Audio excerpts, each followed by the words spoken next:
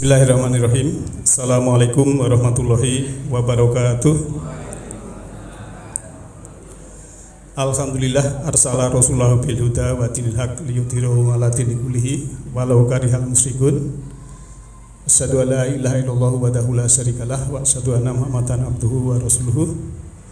Allahumma sholli ala Muhammadin wa ala alihi washabihi ajmain. Amma ba'du, rabbi shrah li sadri wa yassir li amri wahlul 'uqdatam min lisani yafqahu qawli. Bapak Ibu sahabat semuanya, kajian Majelis Taklim Nurul Huda yang insya Allah dirahmati oleh Allah Subhanahu wa Ta'ala. Marilah kita bersyukur kehadirat Allah bahwa kita pada malam hari ini masih diberi kesehatan, kesempatan, kenyamanan, kedamaian, semua itu keberlimpahan dari Allah Ta'ala, bahwa Allah itu Maha Pengasih lagi Maha Penyayang. Dengan bersyukur, insya Allah sisa hidup kita ini dibimbing oleh Allah dan diberikan keberkahan dan rahmat atau kasih sayang. Pada malam hari ini saya akan bahas sedikit yang berhubungan dengan tema, topiknya adalah jalan menuju cahaya. Jadi melangkah menuju cahaya, maka kegelapan akan pindah di belakang. Sebab sering saya sampaikan ya, kita ini ada jiwa ya. Kemudian jiwa ini ada sudur, di dalam sudur ada kolbu, di dalam kolbu ada nur ilahi atau fuad. Nah, sekarang saya akan mengajak Bapak Ibu sekalian untuk menumbuhkan kesadaran jiwa. Jadi dalam jiwa ini ya ada sesuatu yang perlu kita tumbuhkan, di antaranya juga ada furqan, pembeda ya. Maka kalau ada istilah al-haqqu mir rabbik, yang hak itu dari Rabb engkau. Sedang kita ya, manusia ini Allah meliputi alam semesta, meliputi segala sesuatu. Lantas juga Allah juga meliputi segala manusia dalam surat Isra. Kemudian di dalam diri kita ya, Allah lebih dekat dari urat nadi leher kita. Aqrabu min hablil warid. Surat Qaf ayat 16. Nah, pertanyaannya, kapankah kita jauh dari Allah? Dan apakah Allah dekat itu seperti kita dekat pada seorang? Itu saya gambarkan demikian. Misalnya ini, yang penting dalam kita dekat dengan Allah itu adalah perasaannya. Perasaan dekat bahwa Allah itu lebih dekat dari urat nadi leher, bahwa kita ini bernafas ya, kita ada detakan jantung, disitulah kita akan merasakan. Sehingga kita kalau mengenal diri kita sendiri, kita akan mengenal Allah. Misalnya ini, saya dengan Mas Solihun, ini saya dekat, saya merasa dekat karena ada biasa bersama ya, kemudian dekat. Lantas mungkin saya dengan si A di Mojo Tegalan mungkin tidak pernah ketemu ke masjid, tidak pernah ya, belum tentu berapa tahun sekali ketemu misalnya. Walaupun dekat, itu kan perasaan tidak dekat. Tapi walaupun saya punya teman di Kalimantan, karena saya ada kedekatan, itu ada perasaan dekat. Nah, itulah perasaan dekat pada Allah itu yang perlu kita tumbuhkan. Nah, apa yang bisa menindingi ataupun bisa merusak kedekatan kita dengan Allah sehingga kita menjadi jauh? Nah, itu yang perlu kita tumbuhkan tadi ya, furqan di dalam, kemudian fuad di dalam, nur ilahi, cahaya ilahi di dalam, karena Allah itu yahdilahu linurhi mayasa, bahwa Allah itu memberikan cahayanya kepada siapa yang dikehendaki, yang berkehendak. Nah, oleh karena itu maka kita harus menumbuhkan yang ada di dalam ya. Mungkin ya Bapak Ibu pernah marah-marah ya. Kalau pas marah itu, kalau panjenengan itu peka, pasti ada rasa atau pengingat yang di dalam ini, mesti jangan marah ya, itu enggak baik, mesti ada di dalam sini. Atau panjenengan ngerasani orang, ngomongin orang, kejelekan orang, pasti di dalam ini ada yang mengingatkan, Pak, Bu, ngerasani itu enggak baik loh, mesti di dalam ini ada. Nah, oleh karena itu yang kita tumbuhkan ya, Allah kan sudah memberikan furqan di dalam diri kita, itu kita tumbuhkan, ada pembeda. Kemudian Allah memberikan cahaya ini, harus kita rawat sebaik-baiknya, sehingga kita dalam menuju pulang kepada Allah nanti dalam keadaan masih bercahaya. Nah, ini sebagai prolog bahwa kita seharusnya dekat dengan Allah itu merasa dekat. Jangan sampai kita jauh, karena sering saya sampaikan, innallaha ma'al ladzina taqaw wal ladzina hum muhsinun. Surat 16 ayat 128, bahwa Allah bersama orang-orang yang bertakwa, orang-orang yang insaf, orang-orang yang sadar, dan bersama orang-orang yang berbuat baik. Di ayat lain ya, surah Al-Baqarah, bahwa Allah bersama orang-orang yang sabar. Ya, sabar itu memang kunci dari kebaikan kita untuk jalan menuju cahaya. Sebelum kita membahas ya, ini ada ayat yang dulu pernah saya sampaikan sering ya, mungkin Bapak Ibu catatannya yang catat mesti ada ya. A'udzubillahi minasyaitonirrajim wa kullu syagirin wa kabirin mustator ya, suratnya 54 ya, surat Qamar ayat 53. Dan segala urusan, segala sesuatu yang kecil maupun yang besar adalah tertulis. Jadi menurut Al-Quran itu besar kecil, kalau kita punya urusan itu memang kita tulis, karena kita sering lupa ya. Apalagi arisan wis bayar ditulis, mung yo apa urunan apa ya wis bayar, padahal ora ditulis. Nek sing nulis niku ora lali ra apa-apa, sing bayar lali, wis bayar lali urung bayar, ngoten mboten ana apa. Sing repoti nek wis bayar ora ditulis, sing bagian nulis lali, lah niki sing repot. Misale utang ora ditulis, kula utang Mas Wahyudi 1 juta, ora ditulis ya. Tapi Mas Wahyudi lali nek ngutangi kali kula, niku ndak masalah, kula kelingan mesti nyaur. Tapi sing repot niku nek kula utang Mas Wahyudi 1 juta, lali ora rumangsa utang ditagih barang itu ora ngakoni, lah iki sing repot. Maka menurut Al-Qur'an segala sesuatu yang besar kecil itu tertulis. Ya nuwun sewu, kalau yang muda-muda mungkin kajian ya ditulis ben lali kan begitu. Nah, oleh karena itu Bapak Ibu sekalian ya, ini walaupun satu ayat ini bisa termasuk nuwun sewu penjelasan yang bos-bos juragan gilingan itu kan, mungkin ada konsumen yang pinjam itu harus ditulis. Nek ditulis ben sing gawe ning kemplang ya gak bayar. Tapi nek ada tanggalnya, ada nominalnya, ada ininya, itu bisa. Termasuk kita mengajari anak. Ya misalnya ini, Pak, kita ditanya, Pak atau Bu, anak kita di SD atau di MIN, napa enten to dalile nek napa janji napa ajeng berbuat sesuatu itu ngangge insyaallah. Misale bareng ra dicatet tahu krungu, aku tahu krungu tapi ra dicatet lali, ra iso jawab. Tapi nek dicatet, oh dalile insyaallah ki surat Al-Kahfi surat 18 ayat 23-24 kecekel tek iso jawab. Bocahe yakin, misale ngaten iki sebagai contoh. Belum yang lain. Kecuali yang ingatannya cerdas itu enggak apa-apa gitu. Lantas kita dalam belajar memahami Al-Quran itu memang tidak boleh tergesa-gesa.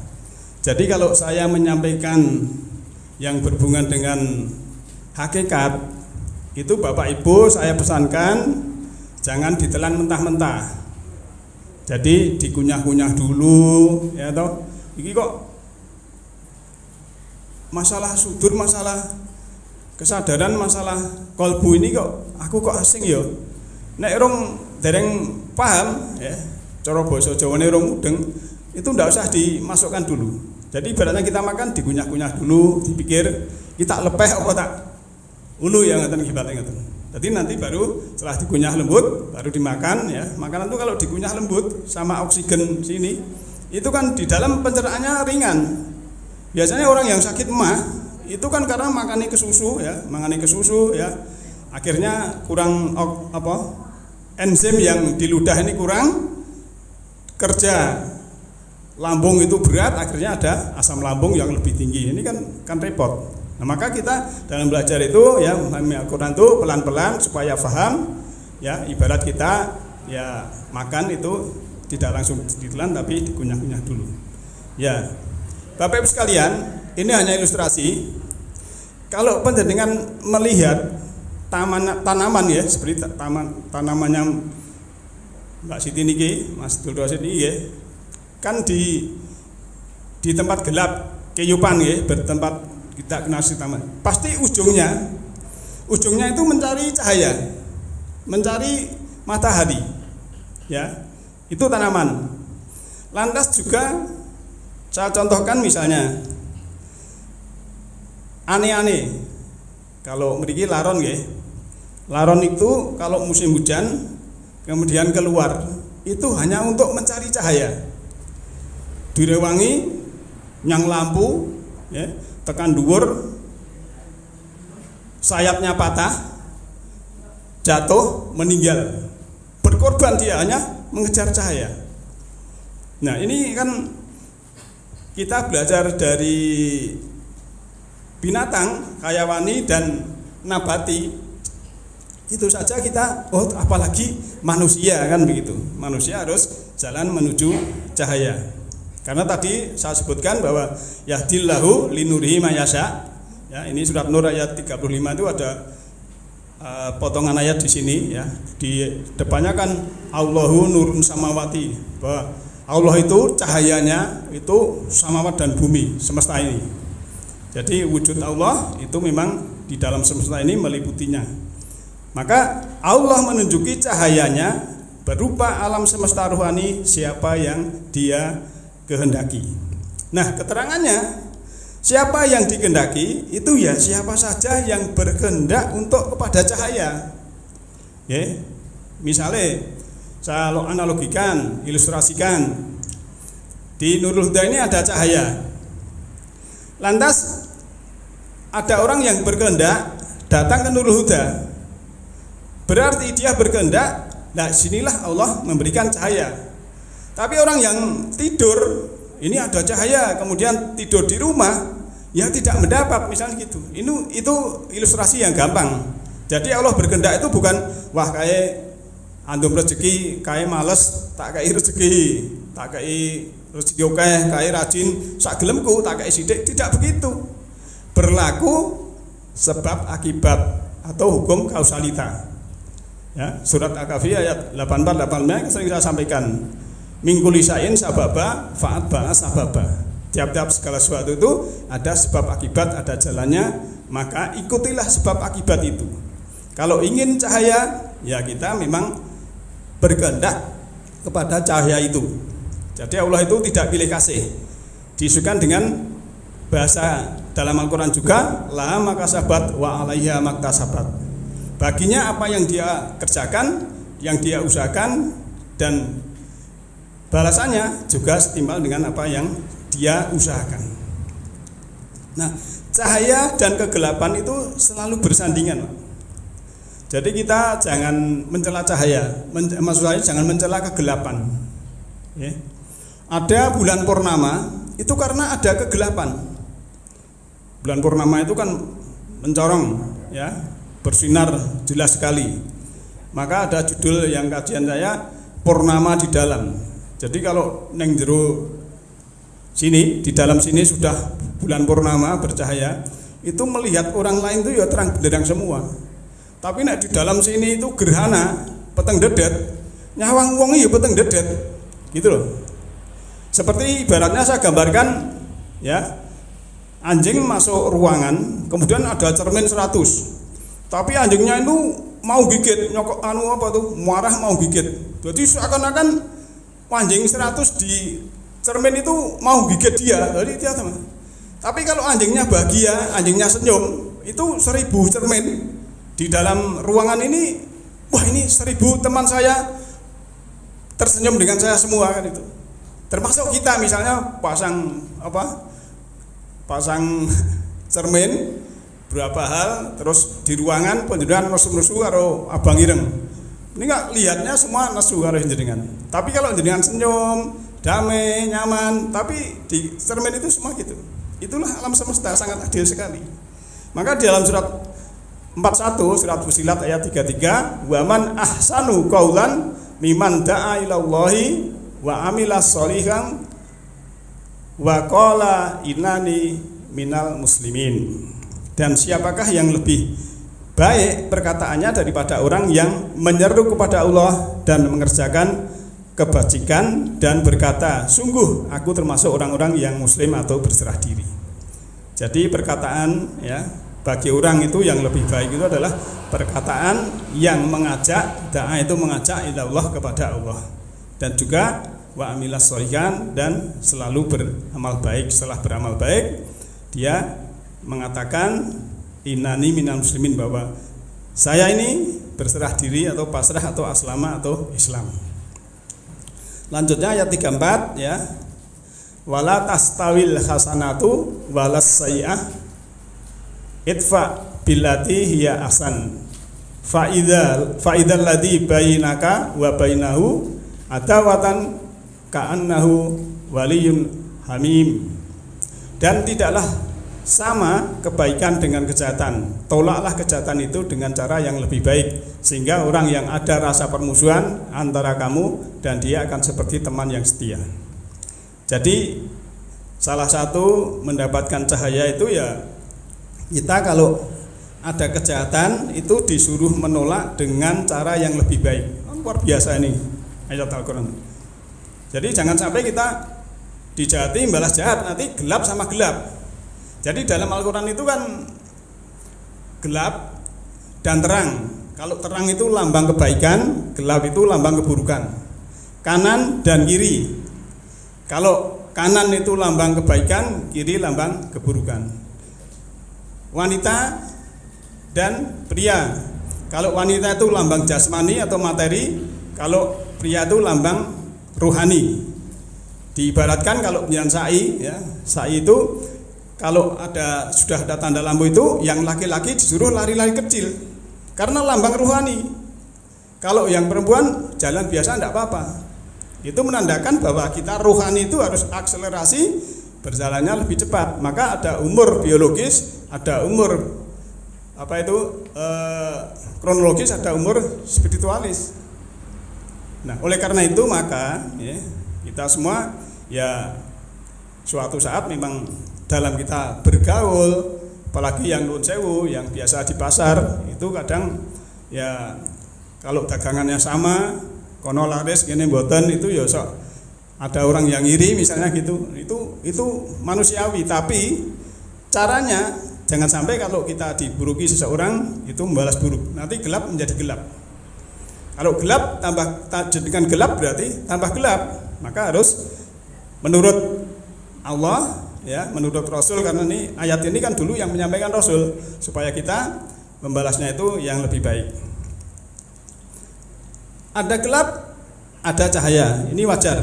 Karena kalau ruangan ini gelap, baru cahaya itu kelihatan. Kalau misalnya siang, lampu ini ditaruh di siang di luar nggak berfungsi, karena cahayanya kalah. Berarti gelap itu juga dibutuhkan, karena itu adalah pasangan dari cahaya. Nah, Bapak Ibu sekalian, kita menginjak lanjut tadi ya surat Fussilat ayat 35 sekarang ya. Ini bunyinya wama yulaqqaha illal ladina sabaru wama yulaqqaha illa dzu hadin adzim. Dan sifat-sifat yang baik itu tidak akan dianugerahkan kecuali kepada orang-orang yang sabar. dan tidak dianugerahkan kecuali kepada orang-orang yang mempunyai keberuntungan yang besar. Jadi dalam kita jalan menuju cahaya itu memang harus ada kesabaran. Tanpa sabar kan mutung dalan. Ya. Jadi kesabaran itu harus kita dapatkan atau kita miliki supaya kita mencapai dalam tujuan itu. Kemudian kalau kita sabar mendapatkan cahaya, insya Allah kita mendapatkan keberuntungan yang besar. Jadi perjalanan hidup yang indah, ada orang yang menuanya penuh masalah, ada yang menuanya sangat indah. Yang indah biasanya beban fisiknya berkurang, tapi rasa syukurnya bertambah sejalan dengan bertambahnya usia. Sekarang ajakannya, begitu umur bertambah, usahakan beban-beban di pikiran khususnya ya, agar terus berkurang, dan caranya adalah istirahatkan pikiran di saat ini ya, apa adanya, sekali lagi apa adanya. Jadi kita kalau makin tua ya itu makin lemah, itu pikiran jangan dibikin berat, tapi apa adanya saja. Masalah anak ya, anak kalau mikir anak itu ranek ente, ada masalah ya selesaikan. Kalau sudah dewasa ya tugas kita itu supaya anak ini dewasa dan mandiri. Wis dadi wong tua ya anak dewasa mandiri penak, tapi nek urung dewasa apa-apa orang tua lah ini yang kita repot. Tapi kalau sudah dewasa mandiri ya silahkan. Ya, seperti misalnya kalau ada kata-kata yang bagus, burung indah di udara, ikan indah di lautan, lumba-lumba indah di lautan, kupu-kupu indah di taman ya. Anda juga sudah indah dengan menjadi diri Anda apa adanya. Dari pikiran yang istirahat seperti ini biasanya lahir rasa syukur yang mendalam. Perpaduan antara pikiran yang lentur dengan hati yang bersyukur, itulah wajah nyata dari menua yang indah. Jadi kan menua itu hukum alam.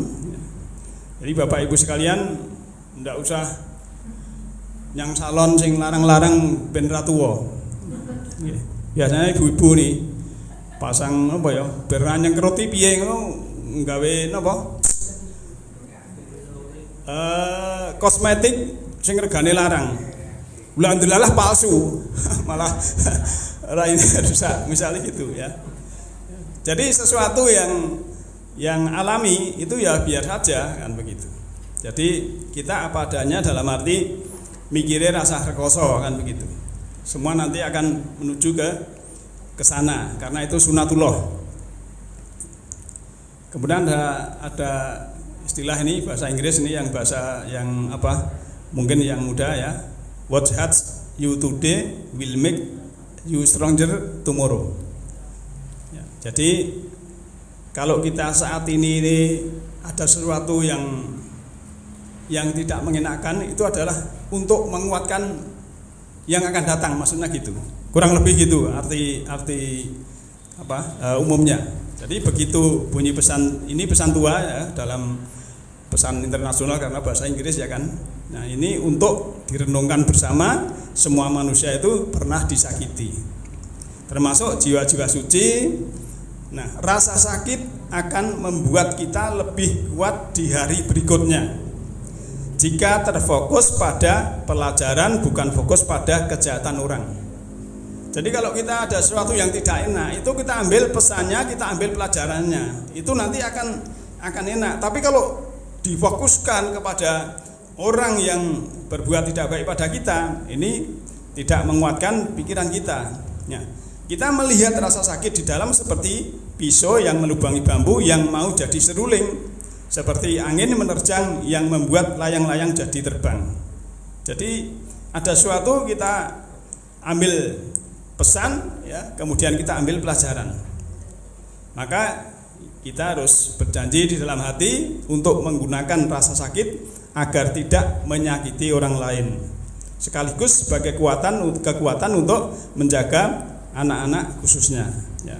Nanti setelah jiwa dewasa, ya, kita dijemput oleh masa tua yang indah karena dikelilingi keluarga bahagia. Ya, di sana kita akan berterima kasih kepada rasa sakit dulu. Jadi kalau ada sesuatu ya, misalnya nuwun sewu, kalau bapak-bapak ini kan ngeragati anak gampang gitu.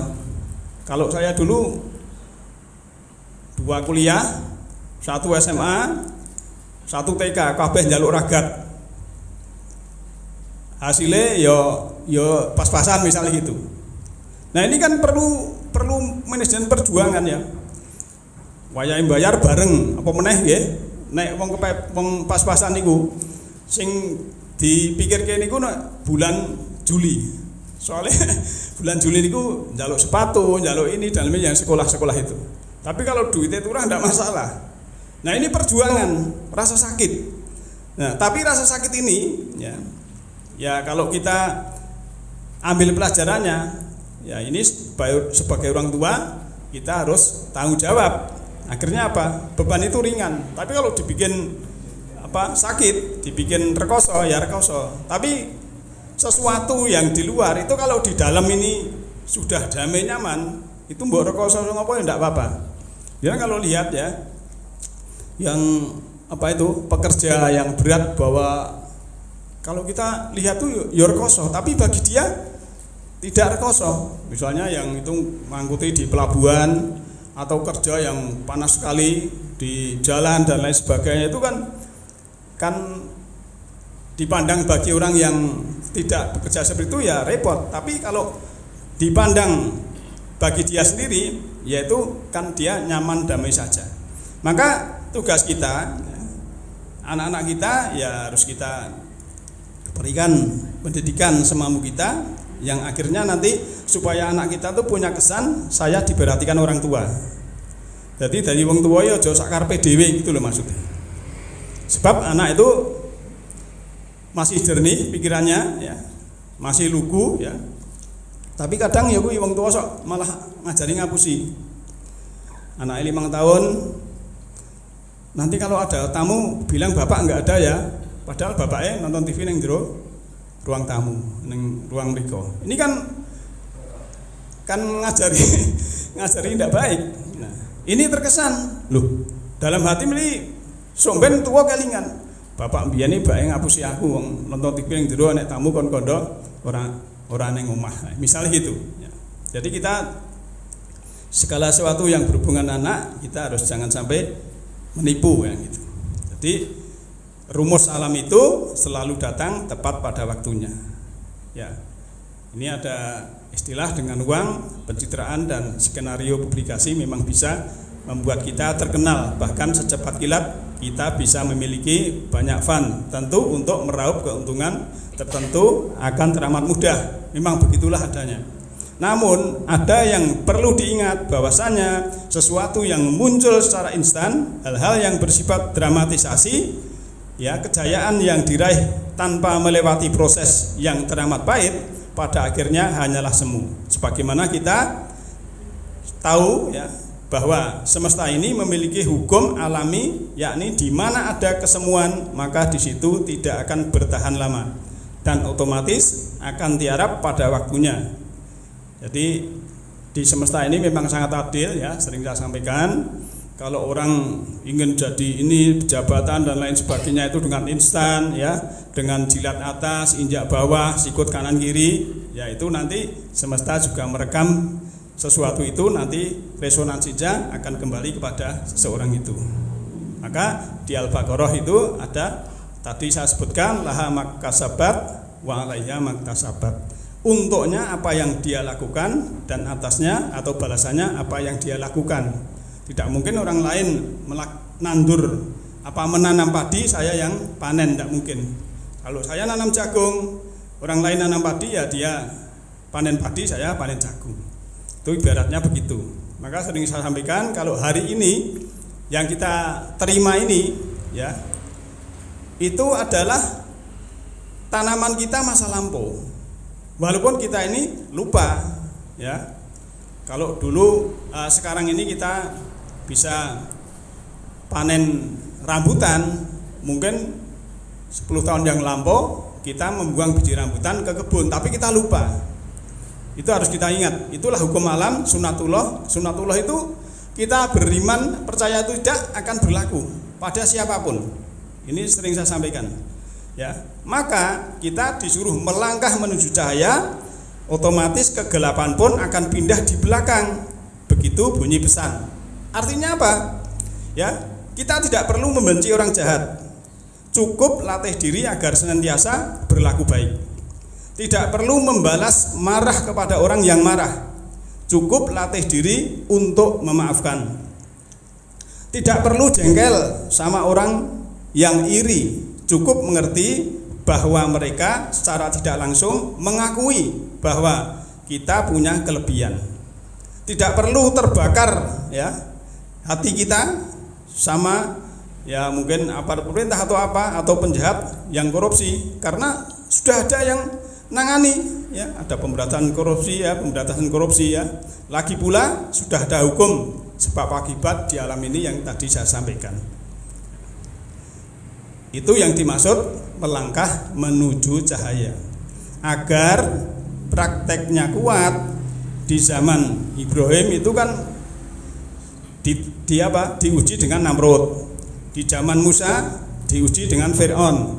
Di zaman Isa diuji dengan Herodes. Di zaman Muhammad ada Abu Jahal dan lain-lain. Kemudian kalau di Jawa atau di India ya itu mungkin kalau ada di zaman Rama itu ada Rahwana ya, itu dalam pewayangan ya, itu cuma cuplikan saja. Kalau di zaman Buddha itu ada Dewa Data dan lain sebagainya. Jadi ada cahaya, ada gelap ya. Itu dalam kita menuju cahaya memang ya liku-likunya seperti itu. Oleh karena itu maka ya di dalam kita menuju cahaya ini ya, itu kan dalam hal kita memfungsikan diri supaya tidak gelap pikiran kita, karena kan pikiran itu kan fungsi yang menghubungkan antara di luar yang di dalam ya. Jadi misalnya sebagai pintu itu adalah panca indera kita. Ada 2 telinga, 2 mata, lubangnya ini 2 hidung, 1 mulut. Ini sebagai pintu kepada pikiran. Nah, pikiran itu kadang bisa dipengaruhi oleh panca indera kita ini. Maka kalau orang Jawa itu ada istilah nutupi bawa songo, maksudnya menutup lubang 9. Tapi kalau yang kepala sini kan cuma 7. 7 ini kalau disingkat dalam Quran itu adalah sam'a, pendengaran, absor, penglihatan, wan fuad dan hati. Tapi di sini memang sudah komplit ya. Ada 2 telinga, 2 mata, 2 hidung ini lubangnya, kemudian 1 bicara. Nah, itu harus kita minit ataupun kita hati-hati untuk memasukkan ke pikiran, karena bisa mempengaruhi pikiran. Akhirnya apa? Kalau pikiran kotor, ya cahaya dari Allah itu juga nanti tidak datang kepada diri kita. Oleh karena itu maka indera-indera ini harus kita berikan nutrisi ya, yang baik. Jangan sampai kita mendapatkan nutrisi yang tidak baik. Di dalam surat 64 ayat 8 Allah berfirman, fa'aminu billahi wa rasuli wa nuri ladzi anzalna wallahu bima ta'maluna khabir. Maka berimanlah kamu kepada Allah dan Rasulnya dan kepada cahaya. Ya, cahaya di sini ada kata-kata wa nur dan cahaya. Alladzi anzalna, yang telah kami turunkan. Wallahu bima ta'maluna khabir, dan Allah Maha mengetahui apa yang kamu kerjakan. Jadi kita memang harus suruh di samping iman pada Allah dan Rasul itu memang juga wa nur. Ini kan huruf ataf. Berarti juga fa'aminu billah, fa'aminu rasulihi, fa'aminu nur itu. Jadi cahaya, kita memang harus percaya cahaya, karena kita memang membutuhkan itu, karena Allah memberikan cahaya kepada siapa yang kehendaki. Tadi surat Nur ayatnya ya, jadi kita ini hanya ilustrasi, bukan cara golek cahaya seperti ini ya. Cahaya itu kan pencerahan ya. Jadi dalam mencari pencerahan itu bukan melaku alon-alon santai harus lari, itu harus lari. Larinya jangan di kota yang banyak polusi. Lari kok neng jalan raya peluk pirang-pirang. Lari itu di pegunungan seperti ini, ya itu. Ini hanya ilustrasi, termasuk semangat. Ya, ibu-ibu mau tandur ya. Ini harus semangat, mangkatnya itu bareng semangat. Nek semuleh engko gampang. Ora bareng ora apa-apa. Maksudnya apa? Maksudnya semangatnya ini loh. Dan jenengan dulu ya, nek saiki masalahnya dijemput karo mobil. Nek dulu itu iring-iringan keng mriko ya, banyak sekali. Itu semangat sekali. Ya. Mencari ini hanya mencari materi, bukan cahaya. Ini hanya ilustrasi gambar ini ya. Maksudnya ada semangat ya, bukan nglokro itu. Karena Allah kan menilai niat kita, kemudian Allah menilai apa itu yang kita lakukan. Nah, Bapak Ibu yang saya hormati, ya, di dalam kita jalan menuju cahaya, ini juga ada sesuatu ataupun mendapatkan cahaya lewat beberapa hal. Di antaranya kalau kita membaca surat An-Nisa ayat 114. Ya. Ini saya baca artinya ya, tidak ada kebaikan pada kebanyakan bisikan-bisikan mereka kecuali bisikan-bisikan dari orang-orang yang satu menyuruh manusia memberi sedekah, yang kedua berbuat ma'ruf, yang ketiga mengadakan perdamaian di antara manusia. Dan barang siapa yang berbuat demikian karena mencari keridhaan Allah, maka kelak kami memberi kepadanya pahala yang besar. Jadi ya, di dalam surat An-Nisa ini ya, bersedekah, berbuat ma'ruf, mendamaikan manusia. Ini disebutkan tadi ya. Tadi kan disebutkan ya, tidaklah ada kebaikan la khair fi kasirin tiap-tiap di dalam kebanyakan ya minnat zuwahum illa man amaro ya bi sedekah au ma'ruf ya au islaha bainan nas.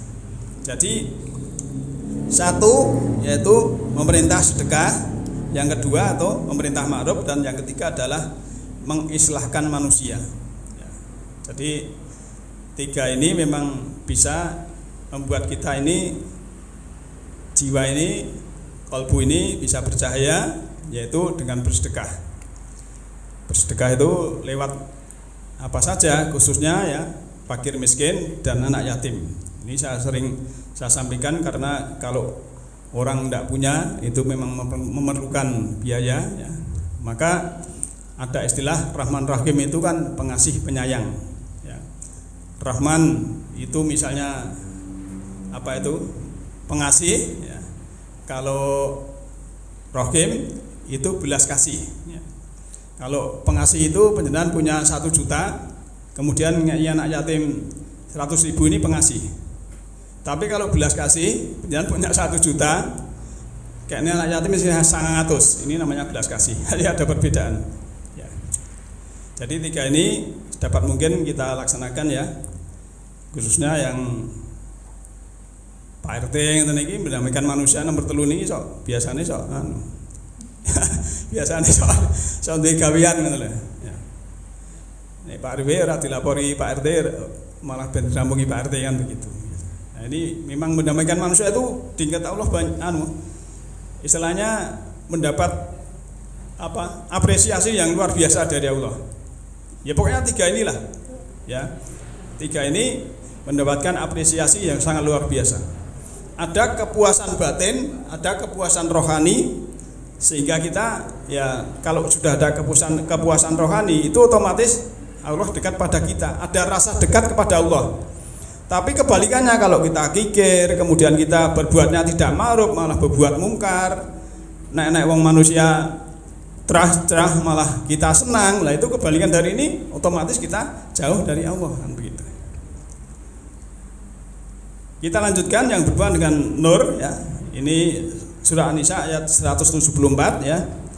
Ya ayuhan nasu qad ja'akum burhanum mir rabbikum wa anzalna ilaikum nuram mubina.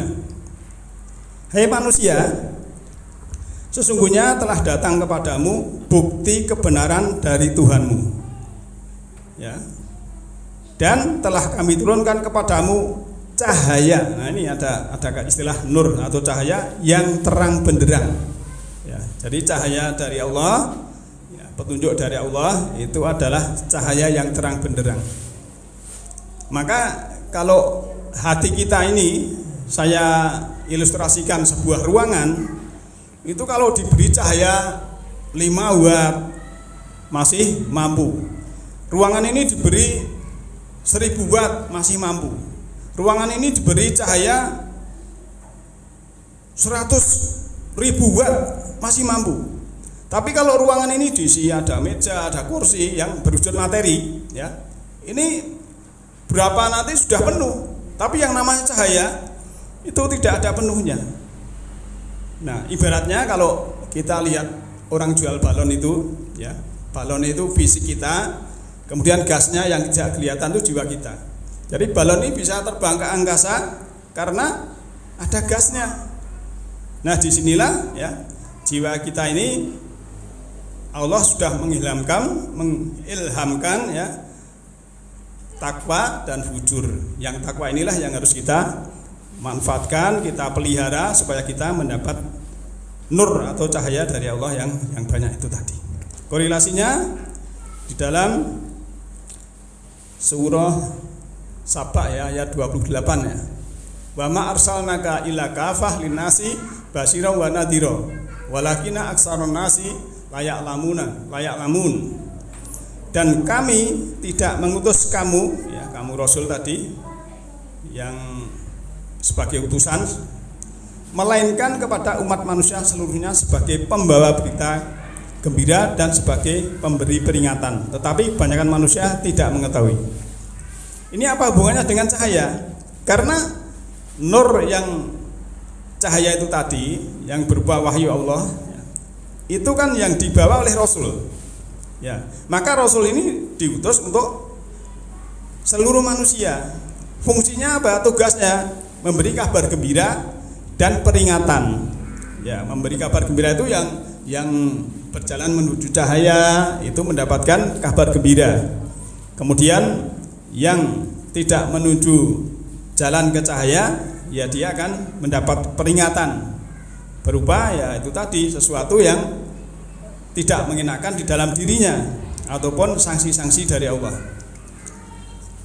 Kemudian, ya, yang berhubungan dengan nur juga, ya, surah Al-Ahzab ayat 43. Huwallazi yusolli alaikum wa malaikatuhu liyukhrijakum minadh-dhulumati ila nur wa kana bil mu'minina rahima. Dia Allah yang telah mensolatkan, mengekspresikan solat, yang sudah bersolawat, ya, juga memberikan wahyu praktek sholat juga bisa atasmu dan juga malaikat. Supaya apa? Yusolinya dari Allah dan malaikat tadi liyukhrijakum minadh-dhulumat ila nur. Nah, ini yaitu untuk mengeluarkan, ya, yuhriju itu kan fi'il mabni majhul dari kharaja yahruju yuhriju, untuk, ya, mengeluarkan atau kamu itu dikeluarkan minadh-dhulumat dari kegelapan ila nur kepada cahaya. Maka istilah dolim itu adalah gelap artinya, ya. Orang yang dolim binafsih kan ada, ya, kata-kata mendolimi dirinya sendiri. Dolim dari kata dolama yatlimu dulman, ya, dolim itu gelap. Jadi orang yang menggelapkan jiwanya. Orang dolim pada dirinya sendiri itu bukan menganiaya, ngantemi, itu tidak jadi. Tapi kalau yang menggelapkan dirinya, menggelapkan jiwanya itu banyak.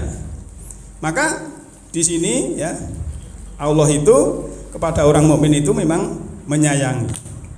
Dan itu memang sering saya sampaikan dalam basmalah itu Allah Maha Pengasih Penyayang.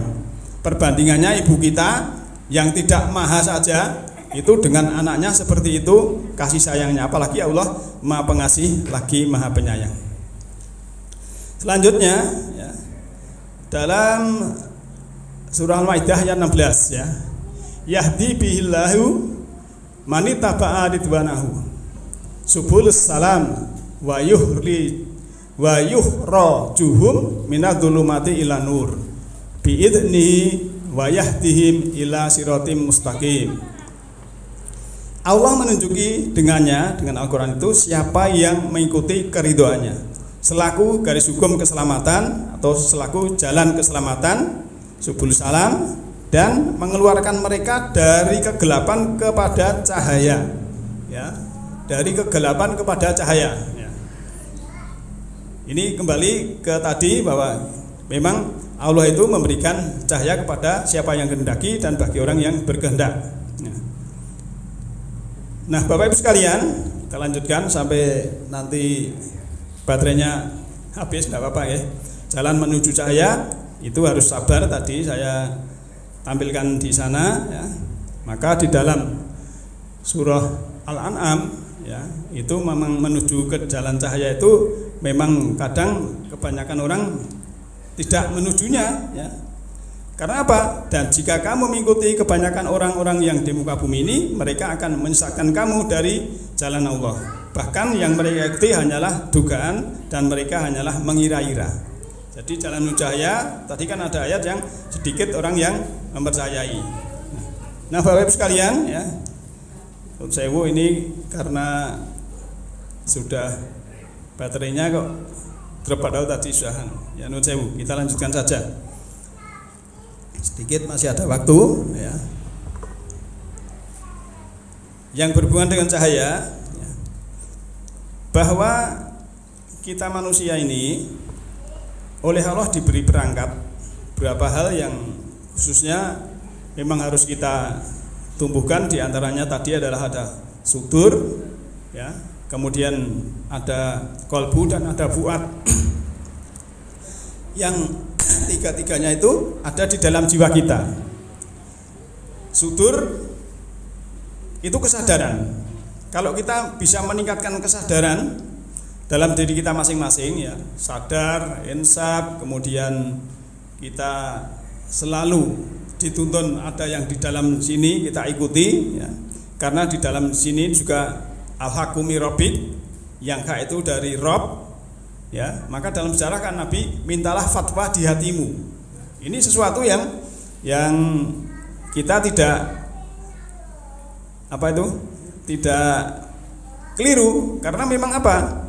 Yang namanya manusia itu tempat salah dan lupa, maka selalu diingatkan. Nah, oleh karena itu bagi kita yang berusaha menuju jalan menuju cahaya, ya, mari sisa umur kita ini kita manfaatkan sebaik-baiknya.